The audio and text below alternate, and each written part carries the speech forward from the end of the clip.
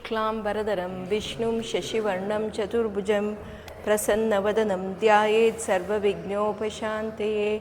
गुरुर्ब्रह्मा गुरुर्विष्णु गुरुर्देवो महेश्वरः गुरुः साक्षात् परं ब्रह्म तस्मै श्रीगुरुवे नमः। ಓಂ ನಮಃ ಶಿವಾಯ. ಶಿವಪುರಾಣದಲ್ಲಿ ರುದ್ರ ಸಂಹಿತೆ ಕೇಳಿಸ್ಕೊತಾ ಇದ್ದೀವಿ. ಇದರಲ್ಲಿ ಕುಮಾರಕಾಂಡ ಹೋದ ವಾರದಲ್ಲಿ ನಾವು ಕೇಳಿಸ್ಕೊಂಡ್ವಿ. ಕುಮಾರಕಾಂಡದಲ್ಲಿ ಕುಮಾರನ ಸೃಷ್ಟಿ, ಕುಮಾರ ಹುಟ್ಟೋದು ಮತ್ತು ತಾರಕಾಸುರ ವಧೆ ಆಗುವುದು, ಇದನ್ನು ಕೇಳಿಸ್ಕೊಂಡ್ವಿ. ಹಾಗೆ ಇದೇ ಕಥೆಯಲ್ಲಿ ಗಣೇಶನ ಜನನವನ್ನು ಕೇಳಿಸ್ಕೊಂಡ್ವಿ. ಗಣೇಶ ಪಾರ್ವತಿ ಸೃಷ್ಟಿ ಮಾಡುವ ಒಂದು ಮಗು.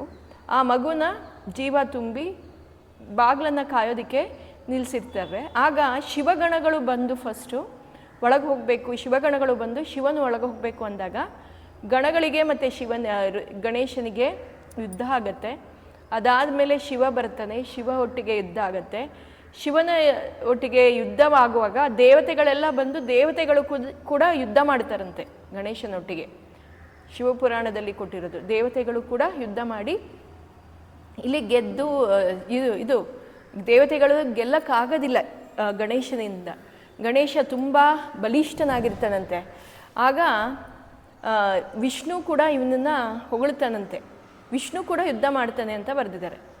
ಅದಾದ ಮೇಲೆ ಶಿವ ಸಿಟ್ಟು ಬಂದು ಅವನ ಶಿರಶ್ಛೇದನವನ್ನು ಮಾಡಿ, ಈ ಶಿರಶ್ಛೇದ ಆಗಿರೋದನ್ನು ಪಾರ್ವತಿಗೆ ಗೊತ್ತಾದಾಗ ಪಾರ್ವತಿಗೆ ತುಂಬ ಸಿಟ್ಟು ಬರುತ್ತಂತೆ.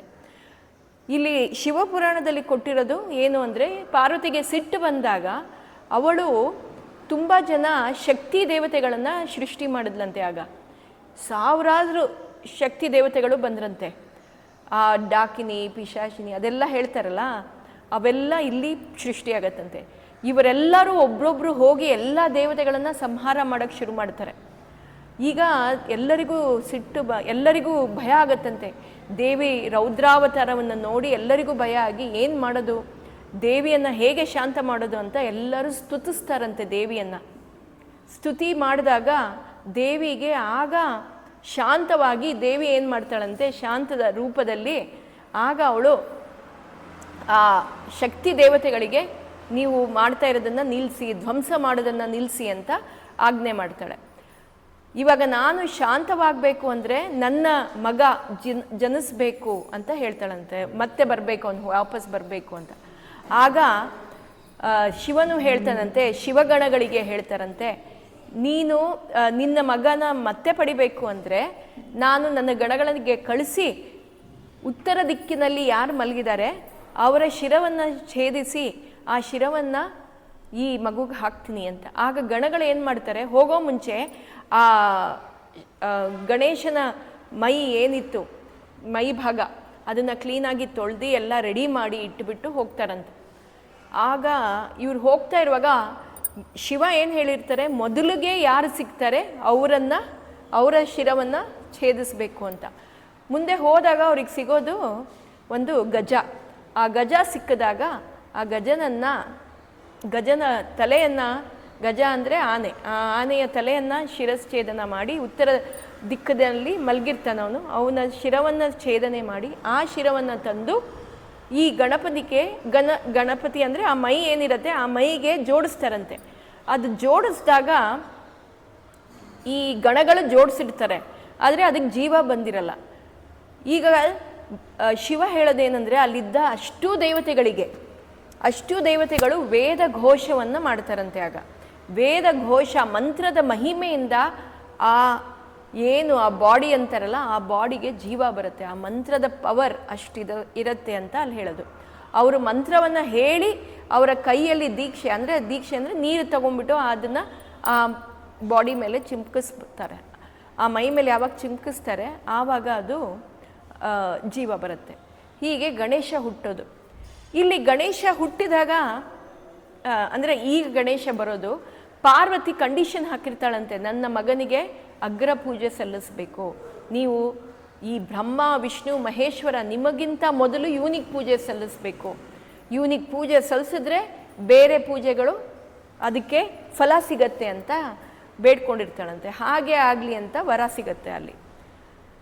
ಈಗ ಇದೆಲ್ಲ ಆಯಿತು. ಮತ್ತು ಕುಮಾರ ಮತ್ತು ಗಣೇಶ ಇಬ್ಬರು ಒಟ್ಟಿಗೆ, ತಂದೆ ತಾಯಿ ಒಟ್ಟಿಗೆ ಇದ್ದಾರೆ. ಇಬ್ಬರ ನಡುವೆನೂ ಯಾವಾಗಲೂ ಕಲಹಗಳಿರ್ತಾ ಇತ್ತಂತೆ ಸುಬ್ರಹ್ಮಣ್ಯ ಮತ್ತು ಗಣೇಶನ ಮಧ್ಯೆ. ಒಂದು ದಿವಸ ಮಕ್ಕಳು ದೊಡ್ಡವರಾಗ್ತಾ ಇದ್ದಾರೆ ಅಂತ ಹೇಳಿ ಶಿವ ಪಾರ್ವತಿಯರು ಯೋಚನೆ ಮಾಡ್ತಾರಂತೆ ಇಬ್ರಿಗೂ ಮದುವೆ ಮಾಡಬೇಕು ಅಂತ ಹೇಳಿ. ಇಬ್ರಿಗೂ ಮದುವೆ ಮಾಡಬೇಕು ಅಂದಾಗ ಇಬ್ಬರನ್ನೂ ಕರೆದ್ಬಿಟ್ಟು, ನೀವು 3 ಲೋಕವನ್ನು ಸಂಚಾರ ಮಾಡಿ ಬನ್ನಿ, ಯಾರು ಮೊದಲು ಬರ್ತಿರೋ ಅವ್ರಿಗೆ ಮದುವೆ ಮಾಡ್ತೀವಿ ಅಂತ. ಇಬ್ಬರು ನಂಗೆ ಮದುವೆ ಆಗತ್ತೆ ಅಂತ ಖುಷಿಯಿಂದ, ನಿಮಗೆ ಆ ಕತೆ ಗೊತ್ತಿದೆ. ಕುಮಾರ ಹೋಗ್ತಾನೆ, ಅವನು ತಂದೆ ತಾಯಿಗೆ ನಮಸ್ಕಾರ ಮಾಡಿ ಎಲ್ಲ ಕಡೆ ಹೋಗಿ ಬರಬೇಕು, ಬೇಗ ಬರಬೇಕು ಅಂತ ನವಿಲಿನ ಮೇಲೆ ಏರಿ ಅವನು ಹೋಗ್ತಾನೆ. ಗಣಪತಿ ಬುದ್ಧಿವಂತ, ಅವನೇನು ಮಾಡ್ತಾನೆ, ಕುಮಾರ ಹೋದ, ಇವನೇನು ಮಾಡ್ತಾನೆ, ನಾನು ಇಡೀ ಭೂಲೋಕವನ್ನು ಸುತ್ತಿ ಬರೋದು ಯಾಕೆ, ನನ್ನ ತಂದೆ ತಾಯಿಯೇ ಇಡೀ ಭೂಲೋಕ ಅಂತ ಹೇಳಿ ಆ ತಂದೆ ತಾಯಿಗೆ ಭೂಲೋಕವನ್ನು ಅವರೇ ಅಂತ ಹೇಳಿ ಅವರನ್ನೇ 3 ಪ್ರದಕ್ಷಿಣೆ 7 ಪ್ರದಕ್ಷಿಣೆ ಅಂತ ಇದೆ ಬುಕ್ಕಲ್ಲಿ, 7 ಪ್ರದಕ್ಷಿಣೆ ಹಾಕ್ತಾನೆ. ಆಗ ಪಾರ್ವತಿ ಮತ್ತು ಶಿವ ಕೇಳ್ತಾರಂತೆ, ಹೇಗೆ ಇದು ಭೂಮಿಗೆ ಸಮಾನ, ಇಡೀ ಭೂಮಂಡಲಕ್ಕೆ ಹೇಗೆ ಸಮಾನ ಅಂತ. ಆಗ ಗಣಪತಿ ವಿವರಣೆ ಕೊಡ್ತಾನಂತೆ, ನಿಮ್ಮಲ್ಲೇ ಸೃಷ್ಟಿ ಸ್ಥಿತಿ ಲಯ ಎಲ್ಲ ಇರೋದು, ನೀವೇ ಎಲ್ಲದಕ್ಕೂ ಕಾರಣ, ನೀವೇ ಈ ಜಗತ್ತಿನ ಪ್ರಕೃತಿ ಪುರುಷರು, ನಿಮ್ಮನ್ನು ನಾನು ಪ್ರದಕ್ಷಿಣೆ ಹಾಕಿದ್ದೇ ನನಗೆ ಸಾಕು ಈ ಜಗತ್ತಿನ ಇದು ಅಂತ. ಅವ್ರಿಗೆ ಖುಷಿಯಾಗಿ ಗಣಪತಿಗೆ ಮದುವೆ ಮಾಡಬೇಕು ಅಂತ ಪ್ರಜಾಪತಿಯ ಮಕ್ಕಳು ಸಿದ್ಧಿ ಬುದ್ಧಿ ಅವರಿಬ್ಬರಿಗೆ ಮದುವೆ ಮಾಡಿಕೊಡ್ತಾರಂತೆ. ನಾರದರು ಅವ್ರ ಕೆಲಸ ಮಾಡಬೇಕಲ್ಲ, ಕುಮಾರನ ಹತ್ರ ಬಂದ್ಬಿಟ್ಟು, ನೋಡು ನೀನು ಇನ್ನೂ ಸುತ್ತಾನೇ ಇದೆಯಾ, ಅಷ್ಟರಲ್ಲಿ ಅಲ್ಲಿ ಗಣಪತಿಗೆ ಮದುವೆನೂ ಮಾಡಿಬಿಟ್ಟಿದ್ದಾರೆ, ಗಣಪತಿ ಹೋಗಿ ಬಂದ್ಬಿಟ್ಟಿದ್ದಾನೆ ಅಂತ. ಇವನಿಗೆ ಸಿಟ್ಟು ಬರುತ್ತೆ, ಕುಮಾರನಿಗೆ ಸಿಟ್ಟು ಬಂದು ಆವಾಗ ಅಲ್ಲಿಂದ ಬಿಟ್ಟು ಅವನಿಗೆ ಈ ಕಡೆ ಸೌತ್ ಕಡೆ ಬಂದು ನಿಲ್ಲೋದು ಅಂತ ಅದರಲ್ಲಿ ಉಲ್ಲೇಖ ಇರೋದು. ಆವಾಗ ಗಣಪತಿ ಅಲ್ಲಿರ್ತಾನೆ, ಇವನು ಇಲ್ಲಿ ಬಂದಿರ್ತಾನೆ, ಇಲ್ಲಿ ವಲ್ಲಿ ಶ್ರೀವಲ್ಲಿಗೆ ಮದುವೆ ಮಾಡಿಕೊಡ್ತಾರೆ ಅಂತ ಈ ಕಥೆಯನ್ನು ರುದ್ರ ಸಂಹಿತೆ ಕುಮಾರಕಾಂಡದಲ್ಲಿ ಬರೆದಿರೋದು. ಇದಾದ ಮೇಲೆ ಬರೋದು ನಮಗೆ ಯುದ್ಧಕಾಂಡ. ಈ ಯುದ್ಧಕಾಂಡ ಏನು ನಮಗೆ ಸೂಚನೆ ಕೊಡುತ್ತೆ ಮತ್ತು ಏನು ನಮಗೆ ಸೂಚಿಸುತ್ತೆ ಅಂದರೆ, ಧರ್ಮ ಪಾಲನೆಗೆ ದೇವತೆಗಳು ಯಾವತ್ತಿದ್ರೂ ಮುಂದೆ. ಮತ್ತು ದೇವತೆಗಳು ಯಾರು ಧರ್ಮವನ್ನು ಪಾಲಿಸ್ತಾರೆ, ಯಾರು ನಿಜ ದಾರಿಯಲ್ಲಿ ಸತ್ಯ ದಾರಿಯಲ್ಲಿ ನಡೀತಾರೆ, ಸತ್ಯಂ ಶಿವಂ ಸುಂದರಂ ಅಂತಾರೆ. ಶಿವನಿಗೆ ಸತ್ಯ ಪ್ರೀತಿ, ದೇವರಿಗೆ ಸತ್ಯ ಪ್ರೀತಿ. ಯಾರು ಸತ್ಯದ ದಾರಿ ಧರ್ಮದ ಮಾರ್ಗದಲ್ಲಿ ನಡೀತಾರೆ ಅವರನ್ನೇ ಯಾವತ್ತಿದ್ರೂ ನೀವು ಕಷ್ಟ ಪಡ್ತಾ ಇರ್ಬೋದು, ಅದು ನಿಮ್ಮ ಕರ್ಮ ಅನುಸಾರ, ಆದರೆ ನಿಮ್ಮನ್ನು ಯಾವತ್ತಿದ್ರೂ ಅವನು ಕಾಯ್ತಾನಂತೆ. ಇದನ್ನು ಇಲ್ಲಿ ಹೇಳಿದ್ದಾರೆ. ಈ ತಾರಕಾಸುರನನ್ನು ಕುಮಾರ ಅಂದರೆ ಸುಬ್ರಹ್ಮಣ್ಯ ಹುಟ್ಟಿದ್ದು ಆ ತಾರಕಾಸುರನನ್ನು ವಧೆ ಮಾಡೋದಕ್ಕೆ. ತಾರಕಾಸುರ ವಧೆ ಆದಮೇಲೆ ಆ ತಾರಕಾಸುರನಿಗೆ 3 ಮಕ್ಕಳಿರ್ತಾರೆ. ಆ 3 ಮಕ್ಕಳು ಏನು ಮಾಡ್ತಾರೆ ಅಂದರೆ, ಅವರು ನನ್ನ ತಂದೆಯನ್ನು ಕೊಂದಿದ್ದಾನಲ್ಲ ಈ ಸುಬ್ರಹ್ಮಣ್ಯ, ಅವನ ತಂದೆಯನ್ನು ನಾವು ಕೊಲ್ಲಬೇಕು ಅಂತ ಯೋಚನೆ ಮಾಡ್ತಾರಂತೆ.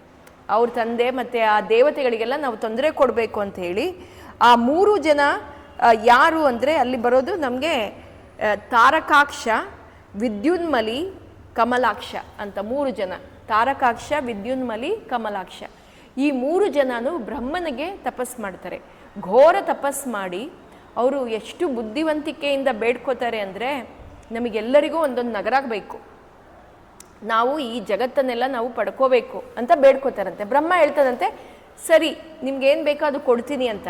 ಅದಕ್ಕೆ ಅವ್ರೇನು ಹೇಳ್ತಾರೆ, ನೀನು ನನಗೆ ಹೇಗೆ ನಮ್ಗೆ ವರವನ್ನು ಕೊಡಬೇಕು ಅಂದರೆ, ಆಕಾಶದಲ್ಲಿ ಬೆಳ್ಳಿಯ ನಗರ, ಆಕಾಶದಲ್ಲಿ ಬೆಳ್ಳಿಯ ನಗರವನ್ನು ಸೃಷ್ಟಿ ಮಾಡ್ಕೋತಾರೆ, ಅಲ್ಲಿ ಒಬ್ಬ. ಇನ್ನೊಂದು ಪಾತಾಳದಲ್ಲಿ ಚಿನ್ನದ ನಗರ, ಪಾತಾಳದಲ್ಲಿ ಚಿನ್ನದ ನಗರವನ್ನು ಸೃಷ್ಟಿ ಮಾಡ್ಕೋತಾರಂತೆ. ಆಮೇಲೆ ಭೂಮಂಡಲದಲ್ಲಿ ಈ ಭೂಮಿಯ ಮೇಲೆ ಇದು ಕಬ್ಬಿಣದ ನಗರ ಸೃಷ್ಟಿ ಮಾಡ್ಕೋತಾರೆ. ಮತ್ತು ಅವ್ರು ಹೇಳ್ತಾರೆ, ಈ ಆಕಾಶ ಭೂಮಿ ಎಲ್ಲ ಸುತ್ತುತ್ತಾ ಇರುತ್ತೆ, ಅದು ಪಾತಾಳ ಅದೆಲ್ಲ ಒಂಥರ ಬೇರೆ ಬೇರೆ ದಿಕ್ಕಿನಲ್ಲಿ ಇರುತ್ತೆ. ಆ ನಗರ ಎಲ್ಲ ಯಾವಾಗ ಒಂದೇ ಸಮತೋಲನವಾಗಿ ಇರುತ್ತೆ ಅಂದರೆ, ಇದೆಲ್ಲ ಸುತ್ತುತ್ತಾ ಇರುತ್ತೆ ನಗರ, ಇದು ಭೂಮಂಡಲ ಸುತ್ತುತ್ತಾ ಇರುತ್ತೆ. ಯಾವಾಗ ಇದೆಲ್ಲ ಒಂದೇ ಕಡೆ ಅಲೈನ್ ಆಗುತ್ತೆ, ಅಲೈನ್ ಅಂದರೆ ಒಂದೇ ಸಮವಾಗಿ ಇರುತ್ತೆ, ಆಗ ಯಾರು ನಮ್ಮ ಮೇಲೆ ಬಾಣ ಬಿಡ್ತಾರೆ ಆಗ ನಾವು 3 ಜನ ಒಟ್ಟಿಗೆ ಸಾಯ್ತೀವಿ ಅಂತ ಬೇಡ್ಕೊಂಡಿರ್ತಾರಂತೆ. ಬ್ರಹ್ಮ ಹೇಳ್ತಾನಂತೆ, ತಥಾಸ್ತು, ನಿಮ್ಮ ಬೇಡಿಕೆ ಪ್ರಕಾರನೇ ಆಗಲಿ ಅಂತ ಹೇಳಿ. ಈ 3 ಜನರಿಗೆ ಈಗ ಅಹಂಕಾರ ಹುಟ್ಕೋತು. ಯಾಕಂದರೆ ಅವರು ನಾವು ಇರೋ ನಗರದಲ್ಲಿ ಯಾರೂ ಬರೋಕ್ಕಾಗಲ್ಲ, ನಮ್ಮನ್ನು ಅವ್ರು ಯಾರೂ ಸಾಯಿಸೋಕ್ಕಾಗಲ್ಲ. ಯಾಕಂದರೆ ಆ ಸೃಷ್ಟಿಯ ಪ್ರಕಾರ, ಈ ಪ್ರಕೃತಿ ನಿಯಮದ ಪ್ರಕಾರ ಅದು 3 ಯಾವಾಗ ಸಮತೋಲನವಾಗತ್ತೆ ಅಂದರೆ 1000 ವರ್ಷಕ್ಕೊಮ್ಮೆ ಅಂತೆ. ಆ 3 ನಗರ ಸಮತೋಲನವಾಗೋದು 1000 ವರ್ಷಕ್ಕೊಮ್ಮೆ. ಸೊ ಅವರಿಗೆ ಖಚಿತವಾಯಿತು, ಆ 1000 ವರ್ಷಕ್ಕೊಮ್ಮೆ ಅದು ಸಮತೋಲನ ಆಗೋದು, ಆ ಸಮಯಕ್ಕೆ ಯಾರೋ ಬಂದು ನಮಗೆ ಸಾಯಿಸೋದು ಆಗದೇ ಇರೋವಂಥ ಕಾರ್ಯ ಅಂತ ಹೇಳಿ ಅವರೆಲ್ಲ ಇವಾಗ ಅವರ ಅಟ್ಟಹಾಸದಿಂದ ಮೆರೀತಾ ಇದ್ದರು. ಎಲ್ಲ ದೇವತೆಗಳಿಗೂ ಕಷ್ಟ ಕೊಡ್ತಾಯಿದ್ರು, ಎಲ್ಲ ರೀತಿಯ ತೊಂದರೆಗಳನ್ನು ಋಷಿಮುನಿಗಳಿಗೆ ಎಲ್ಲ ಕೊಡ್ತಾಯಿದ್ರು. ಈಗ ದೇವತೆಗಳೆಲ್ಲ ತಲೆ ಕೆಟ್ಕೊಂಡು ಏನು ಕೆಟ್ಟಿಸ್ಕೊಂಡು ಅವ್ರು ಹೋಗ್ಬಿಟ್ಟು ಬ್ರಹ್ಮನ ಹತ್ರ ಕೇಳ್ತಾರೆ. ಬ್ರಹ್ಮ ಹೇಳ್ತಾರೆ, ನಾನೇನೂ ಮಾಡೋಕ್ಕಾಗಲ್ಲ, ಇದಕ್ಕೆ ಉತ್ತರ ಕೊಡಬೇಕಂದ್ರೆ ವಿಷ್ಣು ಇಲ್ಲ ಶಿವ. ವಿಷ್ಣು ಹತ್ರ ಹೋಗ್ತಾರೆ, ವಿಷ್ಣು ಹೇಳ್ತಾರೆ, ನಾನು ಏನೂ ಮಾಡೋಕ್ಕಾಗಲ್ಲ, ಶಿವನನ್ನೇ ಕೇಳೋಣ. ನೋಡಿ, ಇದು ನಾವು ಕೇಳ್ತಾ ಇರೋದು ಶಿವಪುರಾಣ. ಶಿವಪುರಾಣದಲ್ಲಿ ಶಿವನ ಮಹಿಮೆಯನ್ನು ಎತ್ತಿ ತೋರಿಸಿದ್ದಾರೆ. ಇಲ್ಲಿ ಶಿವನಿಗೆ ಹೇಳ್ತಾರೆ, ಶಿವ ಯುದ್ಧ, ಅವನು ಮೌನಿ ಮತ್ತು ಅವನು ಯಾವಾಗಲೂ ಧ್ಯಾನದಲ್ಲಿ ಇರ್ತಾನೆ. ಶಿವನ ಹತ್ರ ಬಂದು ಧ್ಯಾನ ಮಾಡಿ ಕೇಳಿದಾಗ ಶಿವನ್ ಹೇಳ್ತಾನಂತೆ, ನಾನು ಯಾರನ್ನೂ ಆ ರೀತಿ, ಶಿವ ಯಾರಿಗೂ ಹಿಂಸೆ ಕೊಡೋನಲ್ಲ, ಯಾರಿಗೂ ಸಾಯಿಸೋನಲ್ಲ ಮತ್ತು ಹಿಂಸೆ ಕೊಡೋನಲ್ಲ. ಆದರೆ ಶಿವನಿಗೆ ಇವರು ದೇವತೆಗಳೆಲ್ಲ ಬೇಡ್ಕೋತಾರಂತೆ, ನಿನ್ನಿಂದನೇ ಇದು ಸಾಧ್ಯ ಅಂತ ಹೇಳಿ. ಶಿವನ್ ಹೇಳ್ತಾನಂತೆ, ಅದಕ್ಕೆ ಸಮಯ ಬರಬೇಕು, ಆ ಸಮಯ ಕೂಡಿ ಬಂದಾಗ ನಾನು ನನ್ನ ಯುದ್ಧ ಏನು ಮಾಡಬೇಕೋ ಅದನ್ನು ಆವಾಗ ನಾನು ಮಾಡ್ತೀನಿ ಅಂತ ಹೇಳಿ ಅವ್ರಿಗೆ ಆಶ್ವಾಸನೆ ಕೊಡ್ತಾನಂತೆ. ಆಗ ಈ 3 ಜನ ದೇವತೆಗಳೆಲ್ಲ ಕಾಯ್ತಾ ಇರ್ತಾರಂತೆ, ಯಾವಾಗ ಈ 1000 ವರ್ಷ ಆಗುತ್ತೆ, ಯಾವಾಗ ಈ ನಗರಗಳು ಸಮತೋಲನಕ್ಕೆ ಬರುತ್ತೆ ಅಂತ. ಯಾವಾಗ ಅದು ಸಮತೋಲನಕ್ಕೆ ಬರುತ್ತೆ ಅಂತ ಗೊತ್ತಾಗತ್ತೆ, ಆವಾಗ ಶಿವನ ಹತ್ರ ಬಂದು ಮತ್ತೆ ಹೇಳ್ತಾರಂತೆ, ಶಿವ, ಈ ನಗರಗಳೆಲ್ಲ ಸಮತೋಲನಕ್ಕೆ ಬರುತ್ತೆ, ಈಗ ನೀನು ಬಂದು ಅವನನ್ನು ಸಂಹರಿಸಬೇಕು ಅಂತ. ಆ ಸಂಹರಣೆ ಮಾಡೋದಕ್ಕೆ ಇಡೀ ಜಗತ್ತಿನ ದೇವತೆಗಳು ಮತ್ತು ಸೃಷ್ಟಿಕರ್ತಗಳು ಮತ್ತು ಎಲ್ಲ ಏನಿದೆ ಅವೆಲ್ಲ ಹೆಂಗೆ ತಯಾರಿ ಮಾಡ್ತಾರೆ ಅಂದರೆ, ಈ 3 ಜನ ಅಸುರರು ತ್ರಿಪುರಾಂತಕರು, ಅಂದರೆ ಅವ್ರು ತುಂಬ ಬಲಿಷ್ಠರಾಗೋಗಿದ್ರು. ಆವಾಗ ಏನು ಮಾಡ್ತಾರೆ ಅಂದರೆ, ಒಂದು ರಥವನ್ನು ಸೃಷ್ಟಿ ಮಾಡ್ತಾರೆ. ಆ ರಥ ಹೇಗೆ ಇತ್ತು ಅಂತ ಇಲ್ಲಿ ತುಂಬ ಚೆನ್ನಾಗಿ ವಿವರಣೆ ಕೊಟ್ಟಿದ್ದಾರೆ. ಆ ರಥ ಏನು ಅಂದರೆ, ಈ ಭೂಮಿ ಏನಿದೆ ಅದೇ ರಥ, ಭೂಮಿಯೇ ರಥ. ಅದಕ್ಕೆ ಚಕ್ರಗಳು ಏನು ಅಂದರೆ ಸೂರ್ಯ ಮತ್ತು ಚಂದ್ರ, ಸೂರ್ಯ ಚಂದ್ರ ಚಕ್ರ ಆದ್ರಂತೆ. ಮತ್ತು ಮೇರುನಗರಿಯೇ ಒಂದು ಬಿಲ್ಲಾದ, ಅವನು ಬಿಲ್ಲು, ಮೇರುನಗರಿ ಅದು ಬಿಲ್ಲಾಯಿತು. ವಾಸುಕಿ ಆ ಬಿಲ್ಲಿನ ದಾರ, ವಾಸುಕಿ ಅಂದರೆ ಹಾವು ಗೊತ್ತಲ್ಲ, ಅದು ಆ ಬಿಲ್ಲಿನ ದಾರ. ಮತ್ತು ವೇದಗಳೇ ಕುದುರೆಗಳು, ನಮ್ಮಲ್ಲಿರೋ ವೇದಗಳು ಅದು ಕುದುರೆ ರೂಪವನ್ನು ತಾಳ್ತಂತೆ. ಆಮೇಲೆ ವಿಷ್ಣುವೇ ಬಾಣನಾದ, ವಿಷ್ಣು ಬಾಣನಾಗಿ ಬಂದಂತೆ. ಈ ರೀತಿ, ಯಾಕಂದರೆ ಅಷ್ಟು ಬಲಿಷ್ಠರಾಗಿದ್ರಂತೆ ಆ 3 ಜನ ಅಸುರರು. ಆವಾಗ ಇಲ್ಲಿ ನಮಗೆ ಇನ್ನೊಂದು ಪಾಠ ಏನಂದರೆ, ಯಾವಾಗ ಅಧರ್ಮ ನಡೀತಾ ಇದೆ, ಆ ಅಧರ್ಮವನ್ನು ತಡೆಯೋದಕ್ಕೆ ಮತ್ತು ಅಹಂಕಾರವನ್ನು ಧ್ವಂಸ ಮಾಡೋದಕ್ಕೆ ಇಡೀ ಜಗತ್ತಿನ ಸೃಷ್ಟಿಕರ್ತರು ಮತ್ತು ನಮ್ಮಲ್ಲಿರುವಂಥ ಎಲ್ಲ ದೇವತೆಗಳು ಒಂದಾಗಿ ಕೂಡಿ ಅವನನ್ನು ಸಾಯಿಸೋದಕ್ಕೆ, ಆ ಅಧರ್ಮವನ್ನು ತಡೆದು ಧರ್ಮವನ್ನು ಉಳಿಸೋದಕ್ಕೆ ಅವರು ಮುಂದೆ ಬರ್ತಾರೆ ಅಂತ ಇಲ್ಲಿ ಉಲ್ಲೇಖ ಆಗಿರೋದು. ಎಲ್ಲ ಈ ರೀತಿ ತಯಾರಿ ಮಾಡಿಕೊಂಡು ಬರ್ತಾರೆ. ಶಿವನ ಹತ್ರ ಹೇಳ್ತಾರೆ, ಶಿವ, ನಿನ್ನ ಯುದ್ಧಕ್ಕೆ ಹೋಗೋದಕ್ಕೆ ತಯಾರಿ ಎಲ್ಲ ಆಗಿದೆ, ನೀನೀಗ ಯುದ್ಧವನ್ನು ಮಾಡಬೇಕು ಅಂತ. ಶಿವನು ಸರಿ ಅಂತ ಹೇಳಿ ಆ ರಥ ಭೂಮಿಯ ಮೇಲೆ ಹತ್ತುತ್ತಾನೆ. ಭೂಮಿ ಮೇಲೆ ಹತ್ತಿ ಅವನು ಕಾಯ್ತಾ ಇರ್ತಾನೆ. ಯಾವಾಗ ಈ 3 ನಗರ, ಚಿನ್ನದ, ಬೆಳ್ಳಿಯ ಮತ್ತು ಕಬ್ಬಿಣದ ನಗರ ಯಾವಾಗ ಒಂದೇ ಸಮತೋಲನಕ್ಕೆ ಬರುತ್ತೆ, ಆವಾಗ ಕಾಯ್ತಾ ಇರ್ತಾನಂತೆ. ಆವಾಗ ಅವನ ಪಾಶುಪತಾಸ್ತ್ರ, ಪಶುಪತಿ ಅಂತೀವಲ್ಲ, ಅವನ ಹತ್ರ ಇರೋ ಪಾಶುಪತಾಸ್ತ್ರ, ಆ ಅಸ್ತ್ರವನ್ನು ಉಪಯೋಗಿಸಿ ವಿಷ್ಣುವೇ ಅಲ್ಲಿರ್ತಾನೆ. ಆ ವಿಷ್ಣು ಅಸ್ತ್ರ, ಬಿಲ್ಲು ಬಾಣವಾಗಿರ್ತಾನೆ. ಅದರಲ್ಲಿ ಪಾಶುಪತಾಸ್ತ್ರ ಮಂತ್ರವನ್ನು ಆಹ್ವಾನಿಸಿ ಆ ಶಕ್ತಿಯಿಂದ ಆ 3 ಅಸುರರನ್ನು ಒಂದೇ ಬಾಣದಿಂದ ಕೊಲ್ತಾನಂತೆ. ಅದಕ್ಕೆ ಅವನಿಗೆ ತ್ರಿಪುರಾಂತಕ ಅಂತ ಹೆಸರು. ತ್ರಿಪುರಾಂತಕಾಯ ಅಂತ ರುದ್ರ ಹೇಳುವಾಗ ಬರುತ್ತೆ. ಓಂ ಶಂಭವೇ ನಮಃ ಅಂತ ಹೇಳಿದಾಗ ಅಲ್ಲಿ ಬರುತ್ತೆ ಆ ಶ್ಲೋಕ. ತ್ರಿಪುರಾಂತಕ ಅಂತ ಅದಕ್ಕೆ ಅವನಿಗೆ ಹೆಸರು ಬರೋದು. ಅಂದರೆ ಈ ಮೂರೂ ಜನ ಅಸುರರು ಯಾರಿದ್ರು, ಎಷ್ಟು ಬಲಿಷ್ಠರಿದ್ರು, ಅವ್ರನ್ನೆಲ್ಲ ಯಾರು ಬೇರೆ ದೇವತೆಗಳು ಯಾರೂ ಕೊಲ್ಲೋದಕ್ಕಾಗುವುದಿಲ್ಲ. ಈ ವಿಷ್ಣು ಕೂಡ ಅವನಿಗೆ ಕೊಲ್ಲೋದಕ್ಕಾಗಲ್ಲ. ಅದಕ್ಕೆ ವಿಷ್ಣು ಇಲ್ಲಿ ಬಿಲ್ಲಿನ ರೂಪ. ಈ ಶಿವ ಪುರಾಣದಲ್ಲಿ ಶಿವನನ್ನು ಎಷ್ಟು ಹೊಗಳಿದ್ದಾರೆ, ಶಿವನನ್ನು ಎಷ್ಟು ಹೇಳಿದ್ದಾರೆ ಅಂದರೆ, ಶಿವ ಈ ರೀತಿ ಯಾವಾಗಲೂ ಯಾರಿಗೂ ಕೊಲ್ಲೋದಿಲ್ಲ. ಆದರೆ ಅವನು ಯಾಕೆ ಇಲ್ಲಿ ಕೊಲ್ಲಕ್ಕೆ ಬಂದ ಅಂದರೆ, ಧರ್ಮವನ್ನು ಯಾರು ಧರ್ಮವನ್ನು ಯಾರು ಉಳಿಸೋದಿಲ್ಲ ಅಂಥವ್ರನ್ನ ಯಾವಾಗಲೂ ಶಿವ ಧ್ವಂಸ ಮಾಡ್ತಾನೆ ಅಂತ ಇಲ್ಲಿ ಹೇಳಿದ್ರು. ಹೀಗೆ ಆಯಿತು, ದೇವತೆಗಳಿಗೆಲ್ಲ ಸಂತೋಷವಾಯಿತು. ಒಂದು ಯುದ್ಧ ಇಲ್ಲಿಗೆ ಮುಗೀತು. ಮುಂದೆ ಒಮ್ಮೆ ಏನಾಗುತ್ತೆ, ಪಾರ್ವತಿ ಯಾವುದೋ ಒಂದು ಆಟ ಆಡ್ತಾ ಶಿವನ ಹತ್ರ ಬರ್ತಾಳಂತೆ. ಅಂದರೆ ಅವಳಿಗೇನೋ ತುಂಬ ಆಟದ ಯೋಚನೆ ಇತ್ತೋ ಏನೋ, ಬಂದುಬಿಟ್ಟು ಶಿವನ ಕಣ್ಣನ್ನು ಮುಚ್ತಾಳಂತೆ. ಹಿಂದೆ ಕಣ್ಣು ಮುಚ್ಚಿಬಿಟ್ಟು ಹೇಳಿದಾಗ ಶಿವನ ಕಣ್ಣು ಮುಚ್ಚಿದ ಕೋಪದಿಂದ ಅವನ ಬೆವರಿನ ಹನಿಯಿಂದ ಒಂದು ಅಂಧಕಾಸುರ ಅಂತ ಒಬ್ಬ ಅಸುರ ಹುಟ್ಟುತ್ತಾನೆ. ಆ ಅಂಧಕಾಸುರ ಅವನ ಅಂದರೆ ಅವರೆಲ್ಲ ಮಕ್ಕಳಾಗಲ್ಲ, ದೊಡ್ಡದಾಗಿ ಅಸುರ ಅಂದರೆ ದೊಡ್ಡದಾಗೆ ಹುಟ್ಟುಬಿಟ್ಟಿತ್ತು.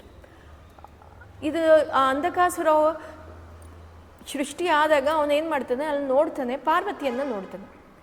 ಪಾರ್ವತಿಯನ್ನು ನೋಡಿ ಎಷ್ಟು ಸುಂದರವಾಗಿದ್ದಾಳೆ ಈ ಪಾರ್ವತಿ, ಇವಳು ನನಗೆ ಸಿಗಬೇಕು ಅಂತ ಅವನು ಮೋಹದಿಂದ ಪಾರ್ವತಿ ಕಡೆ ನೋಡ್ತಾ ಇರ್ತಾನಂತೆ.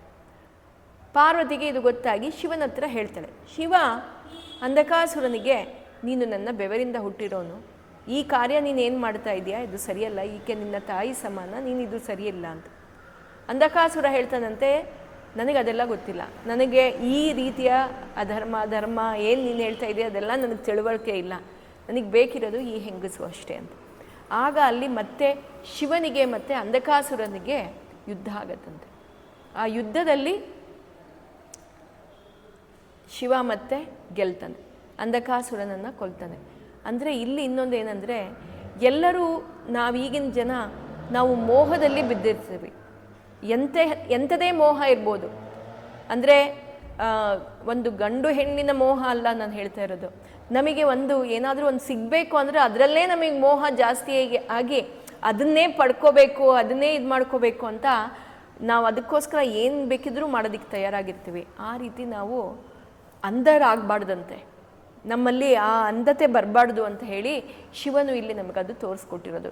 ನಮಗೇನು ಬೇಕೋ ಅದನ್ನು ನಾವು ಸಾಧಿಸ್ಕೋಬೇಕು ಅಂತ ಹೇಳಿ ನಾವು ಯಾವುದೇ ಕೆಟ್ಟ ಕೆಲಸ ಅಧರ್ಮವನ್ನು ಮಾಡಬಾರ್ದು ಅಂತ ಶಿವನಿಲ್ಲಿ ಹೇಳ್ತಾ ಇದ್ದಾನೆ. ಇದಾದ ಮೇಲೆ ಬರೋದು ಇನ್ನೊಂದು ಅಸುರ ಯಾವುದು ಅಂದರೆ, ಅವನು ಜಲಂಧರ. ಈ ಜಲಂಧರ ಹುಟ್ಟೋದು ಹೇಗೆ? ಜಲಂಧರ ಶಿವನ ಕೋಪದಿಂದ ಹುಟ್ಟಿರೋದವನು. ಶಿವನಿಗೆ ಕೋಪ ಬಂದರೆ ತುಂಬ ಹೆಚ್ಚು ಕೋಪ ಬರುತ್ತೆ. ಅವನು ಧ್ಯಾನದಲ್ಲಿರ್ತಾನೆ, ಕೋಪ ಕೂಡ ಅಷ್ಟೇ ಹೆಚ್ಚು. ಅವನ ಕೋಪದಿಂದ ಹುಟ್ಟಿದ್ದು ಜಲಂಧರ. ಆ ಜಲಂಧರ ಕೂಡ ಏನು ಮಾಡ್ತಾನೆ, ಈ ಪಾರ್ವತಿಯನ್ನು ನೋಡಿ, ಪಾರ್ವತಿಯನ್ನು ಮತ್ತು ಅವನು ಮೋಹದಿಂದ ನೋಡಲ್ಲ, ಪಾರ್ವತಿಗೆ ಶಕ್ತಿ ಇದೆ ಅದೆಲ್ಲ ತಿಳ್ಕೊಂಡು ಪಾರ್ವತಿಯನ್ನು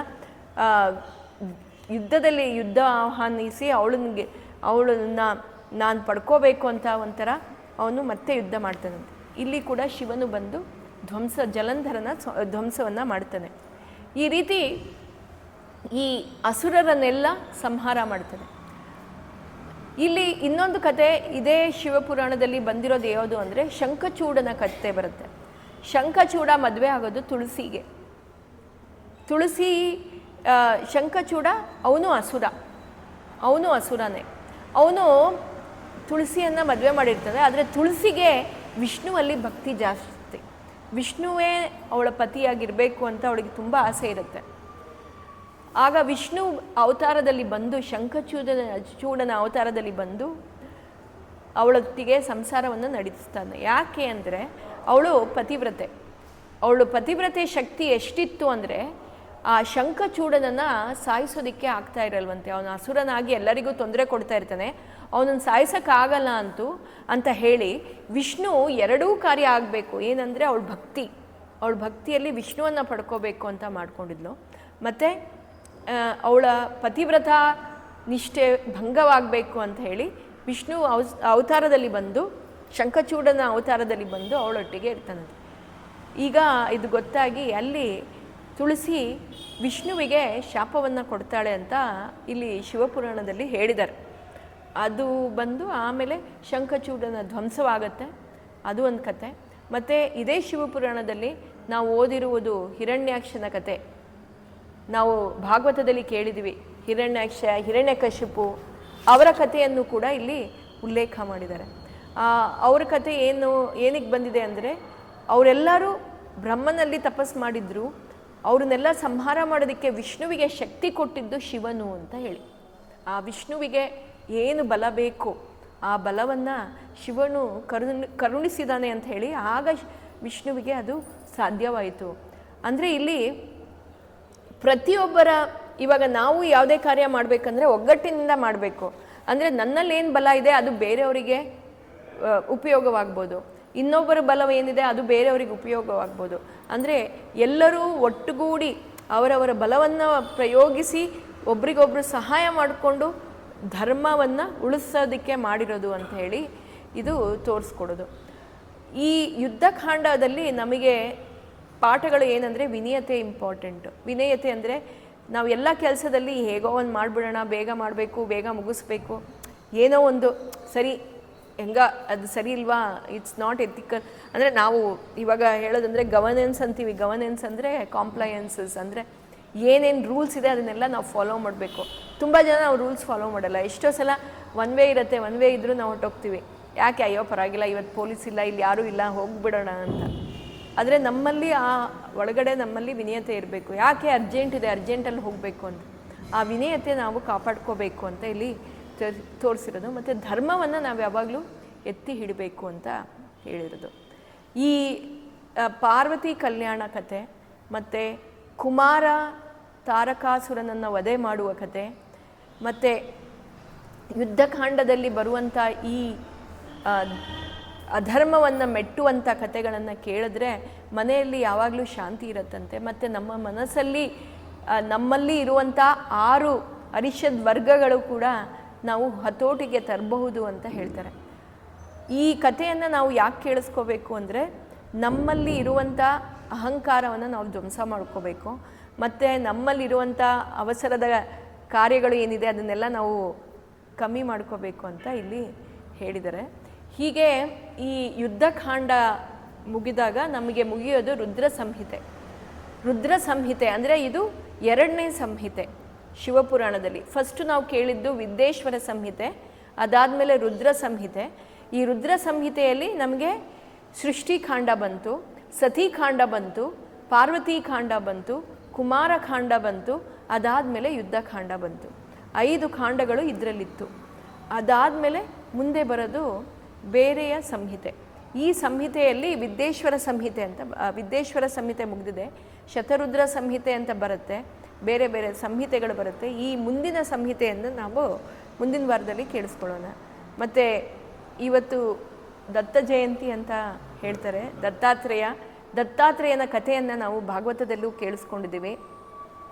ದತ್ತಾತ್ರೇಯ ಹುಟ್ಟೋದು ಹೇಗೆ, ಸತಿ ಅನಸೂಯೆ ಅವಳ ಪಾವಿತ್ರತೆಯನ್ನು ಭಂಗ ಮಾಡಬೇಕು ಅಂತ ಪಾರ್ವತಿ ಮತ್ತು ಲಕ್ಷ್ಮಿ ಮತ್ತು ಸರಸ್ವತಿಗೆ ಇವಳು ತುಂಬ ಪವಿತ್ರವಾಗಿ ಏಕಪತಿ ವ್ರತಸ್ಥಳಾಗಿ ತುಂಬ ನಮ್ಮನ್ನು ಮೀರುವಂಥ ಭಕ್ತಿ ಅವಳಲ್ಲಿದೆ ಅಂತ ಹೇಳಿ ಆ 3 ದೇವತೆಗಳನ್ನು ಕಳಿಸ್ತಾರೆ. ಅವರು 3 ದೇವತೆಗಳು ಬಂದು ಅವಳನ್ನು ನೀನು ನಗ್ನಳಾಗಿ ನಮ್ಮನ್ನು ಬಡಿಸ್ಬೇಕು, ನಮ್ಮನ್ನು ಅತಿಥಿ ದೇವೋಭವ, ಅತಿಥಿಯನ್ನು ನಾವು ಸತ್ಕರಿಸಬೇಕು ಅಂದಾಗ ಅವಳಿಗೆ ಹೇಳಿದಾಗ ಅವಳು ಇನ್ನೂ ಬುದ್ಧಿವಂತೆ. ಅವಳೇನು ಮಾಡ್ತಾಳೆ, ಆ 3 ಮಕ್ಕಳನ್ನು, ಆ 3 ದೇವತೆಗಳನ್ನು ವೇಷದಲ್ಲಿ ಬಂದಿರ್ತಾರೆ, ಅವ್ರನ್ನ ಮಕ್ಕಳನ್ನಾಗಿ ಮಾಡಿಬಿಟ್ಟು ಸ್ತನಪಾನವನ್ನು ಮಾಡಿಸ್ತಾಳೆ. ಇದು ಅನಸೂಯೆ ದೇವಿಯ ಕತೆ. ಈ 3 ಮಕ್ಕಳು ಈ 3 ಜನ ದೇವತೆಗಳು ಮಕ್ಕಳಾಗೋಗಿರೋದು ನೋಡಿ ಲಕ್ಷ್ಮೀ ಸರಸ್ವತಿ ಮತ್ತು ಪಾರ್ವತಿಗೆ ಕಷ್ಟ ಆಗಿ ಅವರು ಇಲ್ಲಿ ಬಂದು ಅನಸೂಯೆ ಹತ್ರ ನಮ್ಮ ಮಕ್ಕಳನ್ನು ನಮ್ಗೆ ವಾಪಸ್ ಕೊಡು ಅಂದಾಗ ಅಲ್ಲಿ ಅವಳು ಹೇಳ್ತಾಳೆ, ಇವರು ಸೃಷ್ಟಿಯಾಗಿರೋನು, ಇವನು ನಮ್ಮಲ್ಲಿ ಇರಬೇಕು ಅಂತ ಹೇಳಿ ಅಲ್ಲಿ ದತ್ತಾತ್ರೇಯ ಬರೋದು, ಗುರು ದತ್ತದೇವ ಬರೋದು. ಆ ದತ್ತಾತ್ರೇಯನನ್ನು ನಾವು ಯಾವಾಗಲೂ ನೆನೆಸ್ಕೋಬೇಕು.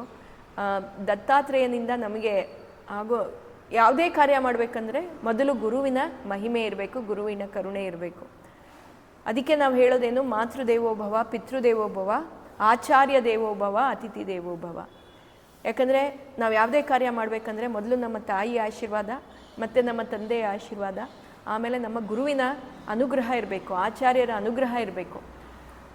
ದೇವತೆಗಳು ನಮಗೆ ಒಲಿಬೇಕು, ಶಿವನಾಗಲಿ, ವಿಷ್ಣುವಾಗಲಿ, ಕೃಷ್ಣನಾಗಲಿ ನಮಗೆ ಒಲಿಬೇಕು ಅಂದರೆ ಗುರುವಿನ ಮಹಿಮೆ ಇರಬೇಕು. ಗುರು ನಮ್ಮಲ್ಲಿ ಆ ಗುರುವಿನ ದೃಷ್ಟಿ ನಮ್ಮ ಮೇಲಿದ್ದರೆ ಆವಾಗ ಅದು ಸಾಧ್ಯವಾಗುತ್ತೆ ಅಂತ ಈ ಕಥೆಯಲ್ಲಿ ಇದು ಹೇಳೋದು.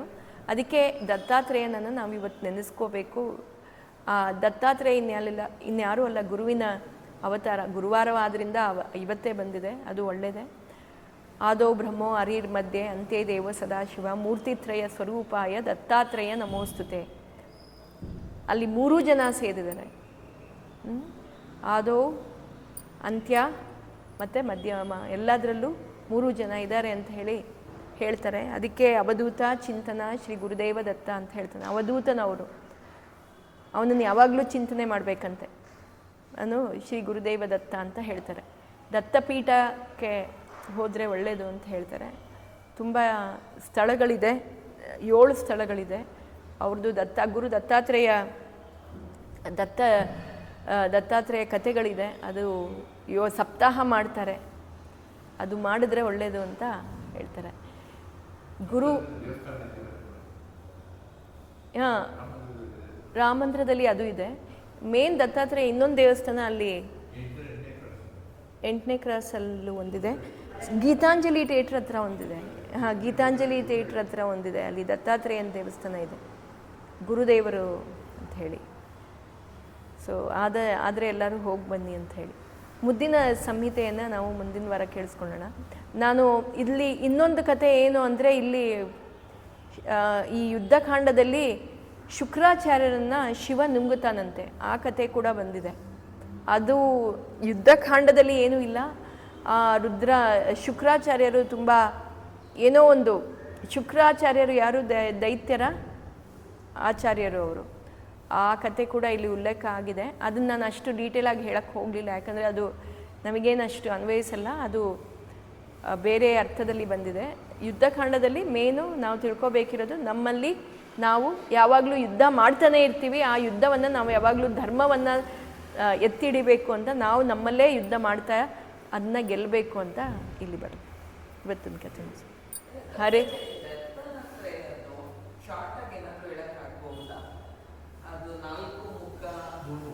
ಮೂರು ಮುಖ ಅದೇ ಶಿವ ಮತ್ತು ವಿಷ್ಣು ಬ್ರಹ್ಮ. 3 ಜನ ಬಂದು ಕೇಳ್ಕೊತಾರಲ್ಲ, ಬೇಡ ನಮ್ಮ ಗಂಡಂದಿರನ್ನು ನಮಗೆ ಬಿಟ್ಕೊಡು ಅಂದಾಗ ಆ 3 ಮಕ್ಕಳನ್ನ ಒಟ್ಟುಗೂಡಿಸಿ ಆ 3 ತಲೆ ಕೂಡತ್ತಂತೆ ಅಂತ ಹೇಳ್ತಾರೆ.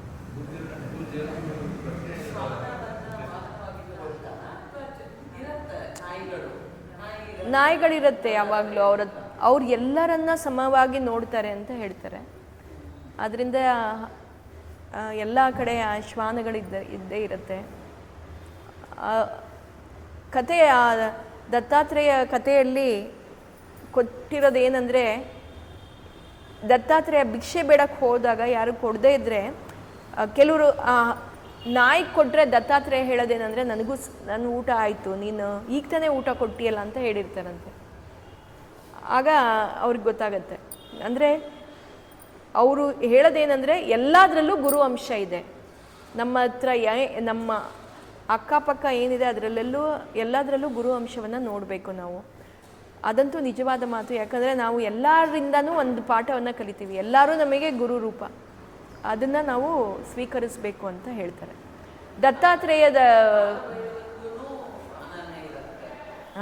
ಅಂದರೆ ದತ್ತಾತ್ರೇಯ ವಾಹನ ಅಲ್ಲ, ಅದು ವಾಹನ ಅಲ್ಲ, ಜೊತೆಗಿರುತ್ತೆ. ಅಂದರೆ ಅವರೆಲ್ಲ ಅದು ಫೋಟೋನಲ್ಲಿ ಹಂಗೆ ತೋರಿಸ್ತಾರೆ. ಬಟ್ ಕತೆ ಓದಿದಾಗ ತುಂಬ ಕತೆಗಳಿದೆ ಅದರಲ್ಲಿ ದತ್ತಾತ್ರೇಯನ. ಅದು ಸಪ್ತಾಹ ಮಾಡಿದ್ದೀನಿ, ನಾನು ಅದು ಕೇಳಿಸ್ಕೊಂಡಿದ್ದೀನಿ. ಅದೇ ಬೇರೆ ಕತೆ, ಅದೇ ಬೇರೆ ಇದೆ ಅದರಲ್ಲಿ, ಬೇರೆದಿದೆ ಅದರಲ್ಲಿ. ಅಂದರೆ ಇವತ್ತು ದತ್ತಾತ್ರೇಯನ ದರ್ಶನ ಮಾಡಿದ್ರೆ ಒಳ್ಳೆಯದು. ಹೌದು, ಚಿಕ್ಕಮಂಗ್ಳೂರಲ್ಲೂ ಒಂದಿದೆ. ತುಂಬ 7 ಸ್ಥಳಗಳಿದೆ ದತ್ತಾತ್ರೇಯನ, 7 ಸ್ಥಳಗಳು. ಒಂದು ಇಲ್ಲಿ, ಮತ್ತು ಏನೋ ಇವಾಗ ನೆನ್ಪು ಬರ್ತಾಯಿಲ್ಲ ಹೆಸರು ಸಡನ್ನಾಗಿ, ಅಲ್ಲಿಂದ ಇಲ್ಲಿಗೆ ಹೋಯ್ತಲ್ಲ ಅದಕ್ಕೆ. ಇನ್ನೊಂದು ಅಕ್ಕಲ್ಕೋಟಲ್ಲಿದೆ, ಅಕ್ಕಲ್ಕೋಟಲ್ಲೂ ಒಂದಿದೆ. ಮಹಾರಾಷ್ಟ್ರದಲ್ಲಿ 2 ಇದೆ, ಆಂಧ್ರನಲ್ಲಿ ಒಂದಿದೆ, ಆಂಧ್ರದಲ್ಲಿ 1 2 ಇದೆ. 7 ಸ್ಥಳಗಳಿದೆ. ಆ 7 ಸ್ಥಳ ಹೋಗಬೇಕು ಅಂತ ಹೇಳ್ತಾರೆ. ನನ್ನ ತಂಗಿ 5 6ಕ್ಕೆ ಹೋಗಿದ್ದಾಳೆ, ಇನ್ನೊಂದು ಹೋಗಬೇಕು. ಅವಳು ತುಂಬ ಓದ್ತಾಳೆ. 7 ಸಲ ಸಪ್ತಾಹ 7 ಸಲ ಮಾಡಿದಾಳು ಅವಳು. ಅಂದರೆ 7 ಸಲ ಸಪ್ತಾಹ ಮಾಡ್ತಾರೆ. ಹಿಂದೆ ಫಸ್ಟ್ 1 ವಾರ, ಅದಾದಮೇಲೆ ಮತ್ತೆ 1 ವಾರ, ಮತ್ತೊಂದು ವಾರ, ಹಂಗೆ 7 ಸಪ್ತಾಹ ಮಾಡ್ಬೋದು. 7 ಸಪ್ತಾಹ ಮಾಡಿದ್ರೆ ತುಂಬ ವಿಶೇಷ ಅಂತ ಹೇಳ್ತಾರೆ. ಸಪ್ತಾಹ ಅಂತ ಆ ಥರ ಮಾಡಿದ್ರೆ, ಅಂದರೆ ಇದು ಓದೋದು 7 ದಿವಸದಲ್ಲಿ, ಆ ಥರ 7 ಸಲ ಕಂಟಿನ್ಯೂಸ್ ಆಗಿ ಮಾಡಿದ್ರೆ ಒಳ್ಳೆಯದು ಅಂತ. ಒಂದೇ ಬುಕ್ಕನ್ನು ಫಸ್ಟು 7 ದಿವಸದಲ್ಲಿ ಮುಗಿಸ್ಬೇಕು ಸಪ್ತಾಹ. ಇವನ್ ಸಾಯಿ ಚರಿತ್ರೆನೂ ಹಾಗೆ ಮಾಡ್ತಾರೆ. ಹಾಗೆ ದತ್ತ ಚರಿತ್ರೆ ಕೂಡ, ದತ್ತಾತ್ರೇಯ ಚರಿತ್ರೆ ಕೂಡ ಹಾಗೆ 7 ಸಲ ಓದಬೇಕು. ಈ ಗುರುವಾರ ಶುರು ಮಾಡಿದ್ರೆ ಬುಧವಾರಕ್ಕೆ ಮುಗಿಯುತ್ತೆ, ಮತ್ತೆ ನೆಕ್ಸ್ಟ್ ಗುರುವಾರ ಮತ್ತೆ ಶುರು ಮಾಡೋದು, ಮತ್ತೆ ಕಂಟಿನ್ಯೂ ಮಾಡೋದು. 7 ಸಲ ಓದಬೇಕು ಆ ಥರ. ಅದನ್ನು ಸಪ್ತಾಹ ಅಂತ ಹೇಳ್ತಾರೆ.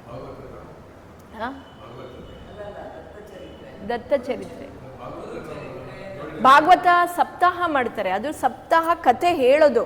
ಆದರೆ ಕಂಪ್ಲೀಟ್ ಭಾಗವತ ನಿಮಗೆ ಆ ಸಪ್ತಾಹ ಹೇಗೆ ಮಾಡ್ತಾರೆ ಅಂದರೆ, ಬೆಳಗ್ಗೆಯಿಂದ ರಾತ್ರಿ ತನಕ ಮಾಡಬೇಕಂತೆ ಅದು ಸಪ್ತಾಹ. ಏನಂದರೆ ಬೆಳಗ್ಗೆಯಿಂದ ಸಂಜೆ ತನಕ ಶ್ಲೋಕಗಳ ಎಷ್ಟೆಷ್ಟಿದೆ ಅದೆಲ್ಲ ಅರ್ಥಗಳನ್ನು ಹೇಳ್ಕೊಂಡು ಹೋಗ್ತಾರೆ. ಅದು ಸಪ್ತಾಹ, ನಿಜವಾದ ಸಪ್ತಾಹ ಹಾಗೆ.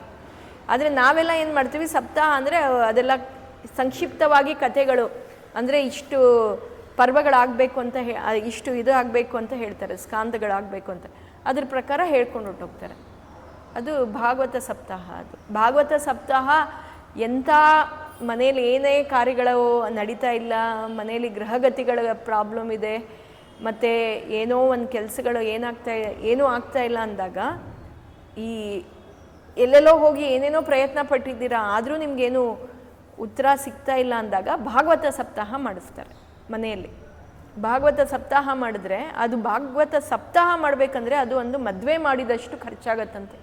ಆ ವಿಜೃಂಭಣೆಯಿಂದ ಮಾಡಬೇಕು ಅದನ್ನು, ಅಷ್ಟೇ ವಿಜೃಂಭಣೆಯಿಂದ ಅದನ್ನು ನಡೆಸ್ಕೋಬೇಕು ಅಂತ ಹೇಳ್ತಾರೆ. ಅದು ಮಾಡಿದ್ರೆ ನಿಮಗೆ ನಿಮ್ಮ ಕಾರ್ಯಗಳು ಏನು ಅಡ್ಡಿಯಾಗಿದೆ, ಏನು ಗ್ರಹಗತಿಗಳು ಏನು ಕಾಡ್ತಾ ಇದೆ ಅದೆಲ್ಲ ಸಂಹಾರ ಆಗುತ್ತೆ ಅಂತ. ಅದನ್ನು ಮಾಡುವಾಗ ನೀವು ನಿಮ್ಮ ಮನೇಲಿ ಮಾತ್ರ ಮಾಡ್ಕೊಳ್ಳೋ ಅಂಥದ್ದಲ್ಲ, ಅದರಿಂದ ಬೇರೆಯವ್ರಿಗೂ ಉಪಯೋಗ ಆಗಬೇಕು, ಜನರನ್ನು ಕರಿಬೇಕು, ಆವಾಗ ಅದು ಫಲವಾಗತ್ತೆ, ಅವ್ರಿಗೆಲ್ಲ ಒಳ್ಳೆಯದಾಗತ್ತೆ, ಮತ್ತು ನಮಗೂ ಒಳ್ಳೆಯದಾಗತ್ತೆ ಅಂತ ಹೇಳ್ತಾರೆ. ಇದು ಭಾಗವತ ಸಪ್ತಾಹ. ಗಾಣಗಾಪುರ ಅಲ್ಲಿಗೆ ಹೋಗಬೇಕು ನೀವು. ದತ್ತಾತ್ರೇಯನ ನೋಡಬೇಕಂದ್ರೆ ಗಾಣಗಾಪುರಕ್ಕೆ ಹೋಗಬೇಕು. ಅಲ್ಲಿ ದತ್ತನ ಪಾದುಕೆಗಳಿದೆ, ಯೂಟ್ಯೂಬಲ್ಲೆಲ್ಲ ಬರ್ತಾ ಇರುತ್ತೆ, ನೋಡ್ಬೋದು ನೀವು. ಹೌದು ಹೌದು ಹೌದು ಹೌದು ಹೌದು ಹೌದು ಹೌದು. ಗಾಣಗಾಪುರ ಮೇನು, ನೀವು ಗಾಣಗಾಪುರಕ್ಕೆ ಹೋಗಿ ಬನ್ನಿ.